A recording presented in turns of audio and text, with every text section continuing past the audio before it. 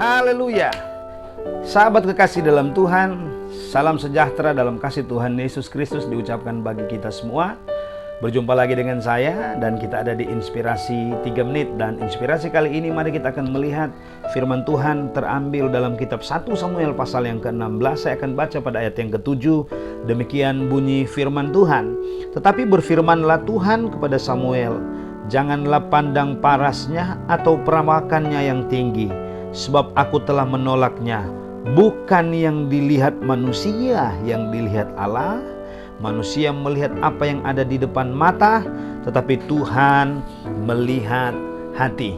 Saudara kekasih dalam Tuhan, dalam ayat dalam kitab 1 Samuel pasal 16 barusan saya dan saudara baca adalah merupakan ayat penegasan Tuhan kepada Samuel ketika Samuel disuruh Tuhan untuk memilih seorang raja yang tadinya ada seorang raja di Israel, dan Tuhan menyuruh dia untuk memilih seorang raja yang lain karena berawal dari tertolaknya Saul, dikarenakan Saul pada ayat-ayat 1 Samuel pasal 15 menjelaskan Israel dipimpin oleh raja yang hanya mengagumi hal-hal yang fisik.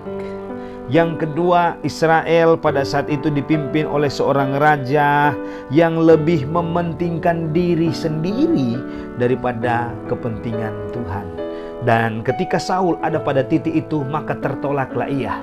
Pada ayat yang ke-7 yang saya dan saudara baca tadi, maka firman Allah datang kepada Samuel, janganlah pandang parasnya atau perawakan yang tinggi, sebab aku telah menolaknya. Bukan yang dilihat manusia, yang dilihat Allah. Manusia melihat apa yang di depan mata, tetapi Tuhan melihat hati. Manusia cenderung melihat apa yang di depan mata. Kenyataannya dalam kehidupan saya dan saudara, kita manusia cenderung melihat apa yang di depan mata. Apa yang kelihatan? Pangkatkah itu, jabatankah itu, uangkah itu, banyak uangkah dia, banyak kolegakah dia, dan lain-lain sebagainya. Sehingga pandangan manusia tertuju kepada hal-hal yang lahiriah.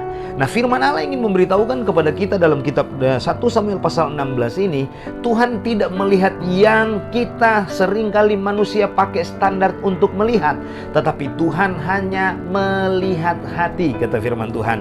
Sebabnya di kesempatan hari-hari ini, bukan uangmu yang Tuhan lihat, bukan jabatan yang Tuhan lihat, bukan pangkat yang Tuhan lihat, tetapi Tuhan melihat hati kita. Hati kita yang sungguh-sungguh cari Tuhan, hati kita yang sungguh-sungguh betul-betul untuk datang kepada Tuhan, hati kita yang sungguh-sungguh betul memerlukan pertolongan Tuhan. Sebabnya hari-hari ini kalau orang lain pakai standarnya manusia, mari kita pakai standar Alkitab, yaitu hati kita. Bukan uang, bukan pangkat, bukan jabatan, tetapi hati yang berkenan kepada Tuhan. Dalam bahasa Ibrani, hati mempunyai kata lebab, leibab, asal kata dari laubab, yang mempunyai beberapa pengertian. Yang pertama, sebelah dalam. Sebelah dalam yang mana kata firman Tuhan dalam bahasa Ibrani menunjuk kepada satu, pikiran atau akal. Jadi leibab mempunyai pengertian satu, pikiran atau akal yang takluk kepada Tuhan.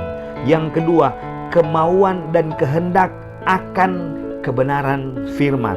Leibab artinya kemauan dan kehendak. Yang ketiga, leibab artinya jiwa yang dipersembahkan kepada Tuhan. Yang keempat, leibab artinya pemahaman atau pengertian tentang Allah. Tuhan tidak melihat uangmu, Tuhan tidak melihat pangkatmu, Tuhan tidak melihat apa jabatanmu di gereja, jabatanmu di mana. Tuhan tidak melihat itu, tapi Tuhan melihat hati. Maksudnya leibab adalah pikiran yang tunduk kepada firman Allah.